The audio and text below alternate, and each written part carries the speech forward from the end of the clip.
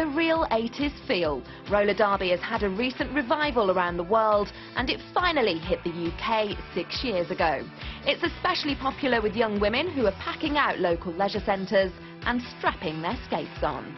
I'm Karen, I'm 44 and I work in print management. I'm Rachel, I'm 28 and I'm a project administrator. I'm Amy, I'm 24 and I'm a psychological wellbeing practitioner. For these girls, this isn't just a social outing. They train 4 times a week and they play in competitive leagues. It is becoming a lot more professional, obviously. I mean, we're playing national and international level. People come along thinking, you know, just have a laugh on skates, and very quickly they find themselves addicted to it. So here's an overview of how roller derby works. There are 2 30-minute periods. A pack includes 4 blockers in each team and a jammer who's the only player that can score points.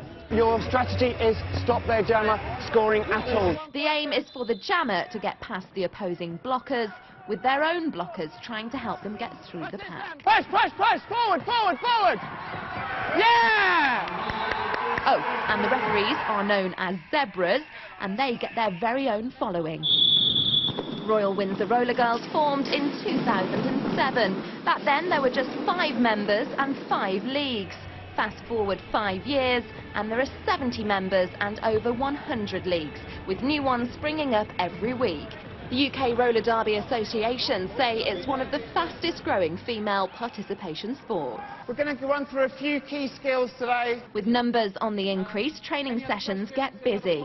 With girls of all ages and levels, there's a real mix of skills on show. But one thing remains the same, and that's the falling over. There's a lot of falling over. You have to be over 18 simply because of the full contact nature of the sport. Injuries are actually few and far. Mostly it's kind of torn ligaments or bruises, a lot of bruises. My fiance, who's now my husband, took me to one of their live games, public games that was about 1.5 years ago. I saw it and I said, I want to do that, I have to do that, I want to be one of them.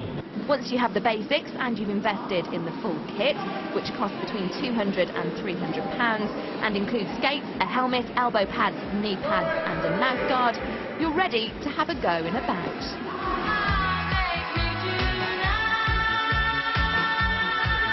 Derby bouts are big events and take a lot of organising.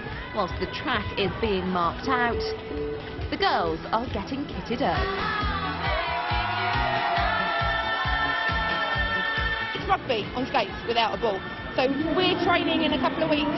We're trying to hook up with an American football team that's quite local to us, the Essex Saracens. So things like that. People that don't mind getting a bit of rough and tumble, but it's a team sport.